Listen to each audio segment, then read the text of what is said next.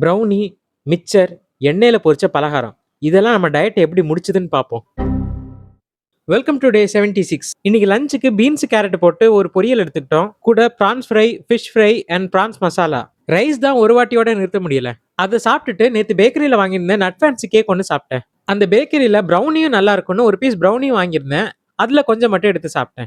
Evening ஸ்நாக்ஸுக்கு உன்னியப்ப பொரிச்சிட்டு இருந்தாங்க. நான் அந்த மாவுல கொஞ்சம் எடுத்து ஏர் ஃப்ரையரில் போட்டேன். அதில் கொஞ்சமாக மட்டும் ஆயில் மேலே ஆட் பண்ணியிருந்தேன். நல்ல கேக் மாதிரி வந்துருச்சு. ஒரு கப் டீ, பொரிச்ச உன்னியப்ப கொஞ்சம், பேக் பண்ண உன்னியப்ப கொஞ்சம், கொஞ்சம் மிச்சர், இவ்வளோ எடுத்துக்கிட்டேன். நம்ம பேக் பண்ண உன்னியப்பம் சாப்பிட்றதுக்கும் பார்க்கறதுக்கும் அச்சசல் கேக் மாதிரியே இருந்துச்சு.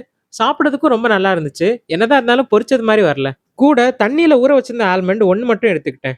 நைட்டு டின்னருக்கு கொஞ்சம் சப்பாத்தியும் சிக்கன் கிரேவியும் சாப்பிட்டேன். அதை சாப்பிட்டுட்டு நட் ஃபேன்சி கேக்கில் ஒரு கேக் மட்டும் பாதி மீதி இருந்துச்சு. அதை எடுத்து சாப்பிட்டேன். இன்னைக்கு நிறையவே ஹை கேலரி ஸ்நாக்ஸ் எல்லாம் சாப்பிட்ருக்கோம். பட் இருந்தாலும் நம்ம போர்ஷன் கண்ட்ரோலில் சாப்பிட்டதுனால இன்னைக்கு ஓரளவுக்கு கேலரியை கண்ட்ரோல் பண்ண முடிஞ்சுது. மீண்டும் சந்திப்போம்.